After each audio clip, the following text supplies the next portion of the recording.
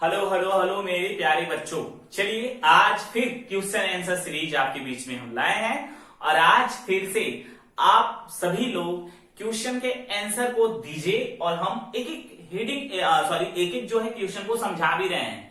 बहुत सारे स्टूडेंट ध्यान से सुन रहे होते हैं, अरे आप दिया करिए, हिंदी में समझा रहे हैं, अब तो दिया करिए आंसर। ठीक है, तो पिछली क्लास में कुछ क्वेश्चन पूछे गए थे, इसके आंसर किसने दिए और साथ में ही जो है इन सारे जो क्वेश्चन थे उसके आंसर कौन कौन से हैं हम आपको बता देते हैं एक एक करके, है ना। और बाकी सारे स्टूडेंट जो भी कंपटीशन एग्जाम की तैयारी कर रहे हैं वो बड़े ध्यान से जो क्वेश्चन जैसे लगता है कि नहीं आउट ऑफ सिलेबस हमारे एनसीईआरटी में नहीं है, तो ऐसी स्थिति में स्टूडेंट आप जो है काम क्या करिए, नोट कॉपी बना लीजिए या फिर हर चैप्टर के पीछे 2-4 पेज छोड़ दीजिए या फिर कोई पुरानी कॉपी में ही उस क्वेश्चन को लिख लीजिए, उसका आंसर लिख दीजिए ताकि आपको आगे कोई प्रॉब्लम ना हो। और हम गारंटी दे रहे हैं स्टूडेंट, अगर आप लगातार क्वेश्चन आंसर की सीरीज और साथ में वीडियो लेक्चर ध्यान से सुनते और लिखते पढ़ते हैं तो आने वाले समय में आप बायोलॉजी में आपको कोई प्रॉब्लम नहीं होने वाली है। इतना मोर देन सफिशिएंट पढ़ाया जा रहा है जो आपके बहुत सारे एग्जाम में बहुत ज्यादा हेल्प करेगा। ठीक है, तो साथ में ही चलिए स्टार्ट करें बिना देरी किए। और हाँ, एक चीज और, कल का जो वीडियो थोड़ा सा गड़बड़ हो गया था उसके लिए मैं क्षमा चाहता हूं और हमने उसको फिर से 9 बजे वापस हम उसको अपलोड किया ठीक करके उस वीडियो को, जिसमें मैक्सिमम स्टूडेंट पहले वीडियो में सारे मैक्सिमम आंसर दे दिए थे। जब हमने उस वीडियो को डिलीट किया तो वो चैट भी उनका डिलीट हो चुका है। तो बहुत सारे स्टूडेंट जिन्होंने आंसर दे दिया था शायद उनके नाम हम नहीं ले पाए क्योंकि वो उनका आंसर डिलीट हो गया उसके साथ ही। जिन्होंने दूसरे वीडियो को देखकर वापस आंसर दिया उनके नाम हम बता रहे हैं आपको और साथ में उसका आंसर भी बता रहे हैं। ठीक है, तो चलिए ध्यान से देखिए, जो आंसर था कल, जो 6 वाला आंसर था उसका आंसर एपोमेक्सिस सही था। उसके बाद 7th का सी वाला सही था यानी कि थैलेमस आर पेटल्स। उसके बाद 9th का भी सी सही था यानी कि स्कूटेलम। उसके बाद 11th का भी सी ही सही था यानी जिसको हम रिडक्शन डिवीजन कहते हैं। Reduction division occurs in the megaspore mother cell, यानी कि तीनों यानी जो 4 क्वेश्चन पूछे गए थे चारों के जो जवाब थे वो सब सी ही सही थे। ठीक है, आप लोगों ने प्रयास किया और बहुत बहुत धन्यवाद क्योंकि बहुत सारे स्टूडेंट इसका आंसर भी दिए हैं, जिसमें सबसे पहले जिद्दीगल जिनके पूरे जवाब सही थे और उसके बाद आराधना यादव इनके पूरे जवाब सही है, अंशिका बिंद इनके भी पूरे जवाब सही हैं। उसके बाद निया यादव उनके भी पूरे जवाब सही हैं। ताशीन और अंशिका राय के 3 जवाब सही हैं। और बस इतने ही विद्यार्थी हैं, आप लोगों ने प्रयास किया, आप लोगों के लिए बहुत बहुत धन्यवाद। और साथ में इन सभी बच्चों के लिए मेरी तरफ से क्लैपिंग, आप लोग इसी तरीके से बने रहें और क्वेश्चन का जवाब देते रहें। बहुत सारे स्टूडेंट आज न देकर दूसरे दिन जवाब देते हैं, तो पहले ही बता दें बच्चों, अगर आप जो है सुबह 9 बजे से पहले, मतलब आज हम वीडियो शाम को अपलोड करते हैं, सुबह 9 बजे से पहले अगर आप जवाब दे देंगे तो आपके नाम अनाउंस्ड हो जाएंगे। अन्यथा 9 बजे के बाद हम उस मतलब कि उन नाम को इंक्लूड नहीं करते क्योंकि उसके बाद वीडियो बन चुका होता है। ठीक है, तो प्लीज आप जो है सुबह के 8 बजे से 9 बजे से पहले आप आंसर दे दिया करिए। ठीक है, हम तो यही कहेंगे और हो सके तो शाम को ही दे दिया करिए। ठीक है, तो आज का जो क्वेश्चन आंसर का सीरीज हम स्टार्ट करते हैं और बहुत सारे स्टूडेंट को बड़ा मजा आ रहा है क्योंकि क्वेश्चन आंसर उनको बहुत हेल्प करेगा आगे चल के। ठीक, तो चलिए स्टार्ट करें और हम यहां से हट जाते हैं। आपके स्क्रीन पर एक एक क्वेश्चन आएगा, उसका जवाब आप अपने कमेंट बॉक्स में जरूर दीजिएगा। चलिए यहां से हट जाते हैं बच्चों। पहला क्वेश्चन आपके स्क्रीन पर है, पूछ रहा है the coconut water from tender coconut represent. तो उसमें ऑप्शन नंबर ए सही है, fleshy mesocarp. Option number A है जो वो है फ्लेसी मिजोकार्प। दूसरा है फ्री न्यूक्लियर प्रो एम्ब्रियो और सी ऑप्शन है फ्री न्यूक्लियर एंडोस्पर्म और डी ऑप्शन है इंडोकार्प। यानी जो नारियल का पानी होता है उसमें वो किसको रिप्रेजेंट करता है इस 4 ऑप्शन में से जो है, इसका आंसर बहुत बार मतलब कि अब बड़े ध्यान से जब हम उसमें पढ़ाए थे, अगर जिसने पढ़ा होगा तो बड़े आराम से इसका आंसर दे सकता है। बहुत ही आसान है बच्चों।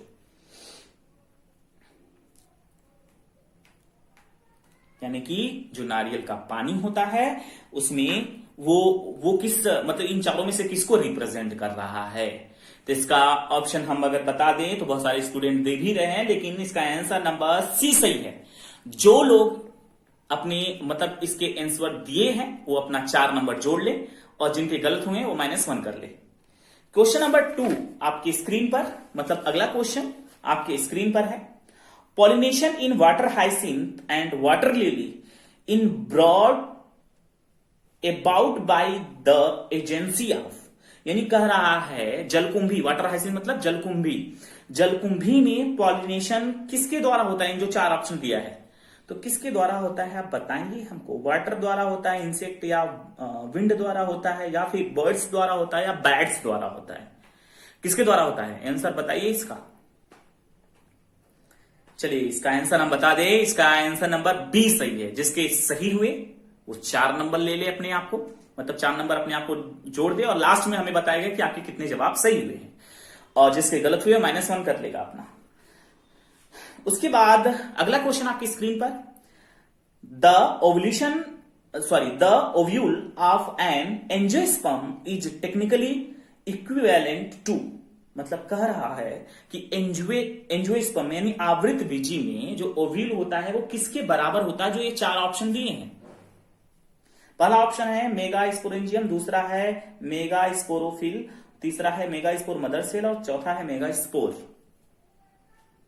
चलिए इसका आंसर दीजिए फटाफट। बहुत सारे स्टूडेंट प्रयास करते हैं, बहुत अच्छा लगता है आप लोग प्रयास करते हैं। गलत हो सही हो चलने दीजिए, लेकिन अब जवाब दिया करिए। इसका ऑप्शन नंबर ए सही है बच्चों, मेगा स्पोरेंजियम। मेगा स्पोरेंजियम जो है एकदम मतलब सेम है, वही है दोनों, ठीक है, ओव्यूल्स और मेगा स्पोरेंजियम। उसके बाद क्वेश्चन नंबर 14 आपकी स्क्रीन पर, यानी अगला क्वेश्चन है, मेल गैमेटोफाइट इन एंजियोस्पर्म प्रोड्यूस। इसका बहुत आसान आंसर है, 4 ऑप्शन है इसमें, 4 ऑप्शन में से आप एक आंसर बताइए। उसमें पहला ऑप्शन है 2 स्पर्म एंड वेजिटेटिव सेल, मतलब 2 स्पर्म और एक वेजिटेटिव सेल।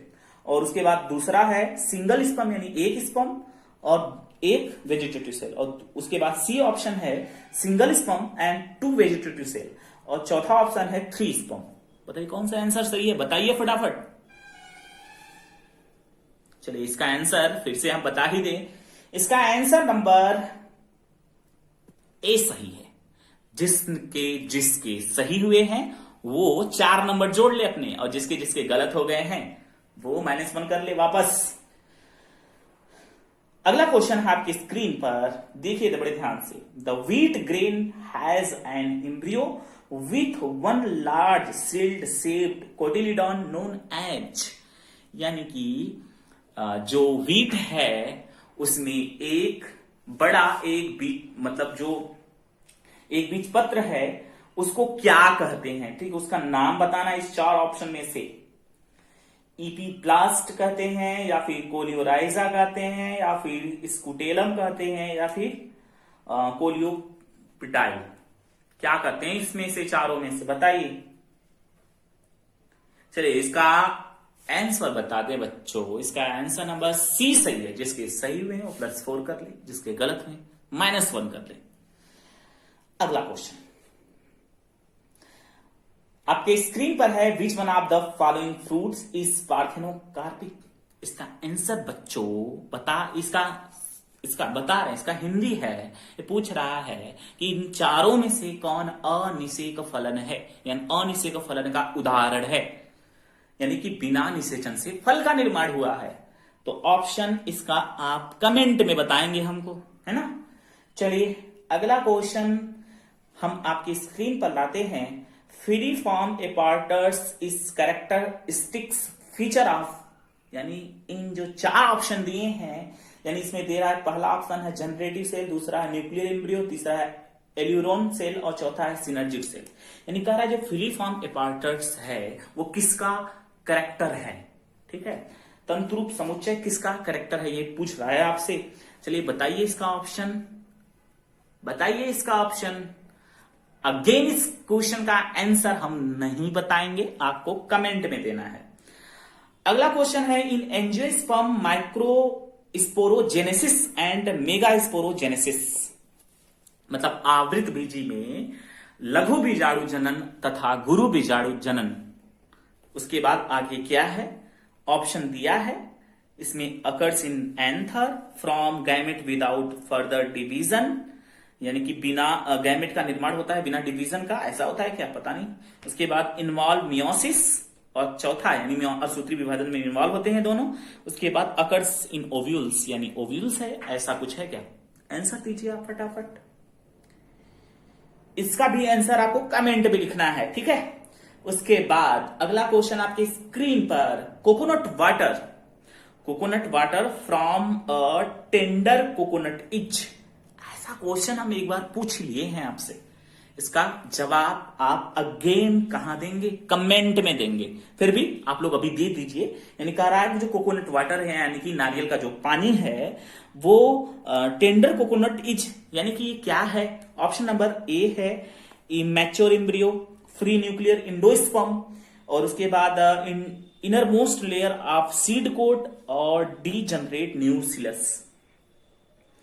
बताइए इसका क्या का आंसर है। यानी कि कह रहा है अपरिपक्व भ्रूण है, या फिर फ्री न्यूक्लियर इंडोस्पर्म है, ठीक है, या फिर ये इनर मोस्ट लेयर है यानी सीड का यानी बीज का जो है आंतरिक लेयर है, या फिर डी जनरेट न्यूक्लियस है। बताइए क्या है, इसका आंसर आप कमेंट में देंगे। ये आपकी स्क्रीन पर लास्ट आज का क्वेश्चन है। पूछा है जिटेनोगैमी इन्वॉल्व, यानी जिटेनोगैमी किसमें इन्वॉल्व होता है। ये 4 ऑप्शन है, बड़े ध्यान से पढ़ लीजिए। पहला है fertilisation of a flower by pollen from another flower of the same plant. ये कह रहा है कि इस मतलब कि जिटेनोगैमी इन्वॉल्व होता है किसमें, यानी कि ऐसा फ्लावर जिसका पॉलन ग्रेन उसी प्लांट के दूसरे फ्लावर को निषेचित करता है। या फिर दूसरा ऑप्शन दे रहा है कि fertilisation of flower by the pollen from the same flower. कह रहा है कि एक ही फ्लावर से मतलब सेम ही फ्लावर से पॉलन ग्रेन निकलकर उसी फ्लावर को निषेचित करे। क्या ये सही है। और ऑप्शन नंबर सी है fertilisation of flower by the pollen from flower another plants in the same population. यानी कह रहा है कि जैसे एक ही पॉपुलेशन का पॉलन ग्रेन निकलकर दूसरे पौधे के फ्लावर के पास जाकर उसको निषेचित करता है। उसके बाद अगला भी fertilisation is flower by the pollen from a flower of another plant belonging to a distance population. यानी फिर से ये कह रहा है कि कहीं दूर जाके क्या हो रहा है, दूसरे यानी यहां से पॉलन ग्रेन निकला और कहीं दूर जाकर फर्टिलाइजेशन कर रहा है यानी किसी दूसरे फ्लावर को, ठीक है, तो उसी की प्रजाति के फ्लावर को। तो बताइए इन चारों में से आंसर कौन सा है। बहुत आसान है बच्चों, अगर हम आपको या आप बड़े ध्यान से पढ़े हैं तो इसका आंसर दे पाएंगे। चलिए फटाफट दीजिए, और इसका इन जो 5 क्वेश्चन है इसका जवाब आपको कमेंट बॉक्स में लिखना है। तो बच्चों आज की क्लास में इतना ही था। आज के क्वेश्चन आंसर की सीरीज यहीं तक थी, और साथ में आप लोग कितने जवाब सही हुए, कितने नंबर आपको मिले हैं, आप उतना जोड़कर हम चैट बॉक्स में लिख दीजिए, और जिनके गलत हुए वो भी बता दीजिए कितने गलत हुए हैं। और आप लोग बने रहें साथ में, आपने पूरी तरीके से कोशिश किया और पूरे आंसर के जवाब दिए हैं। प्लीज जो लोग नहीं देते हैं केवल देखते हैं वो भी दिया करिए प्लीज। गलत हो सही हो कम से कम पता तो चलेगा कि नहीं हाँ हमारा तर्क कहां तक था, या हम जो सोच रहे थे वो क्यों गलत हो गया। ठीक है बच्चों, तो प्लीज आप जो है आंसर दिया करिए। तो आज की क्लास के लिए इतना ही था। Thank you so much, thanks for watching all of you.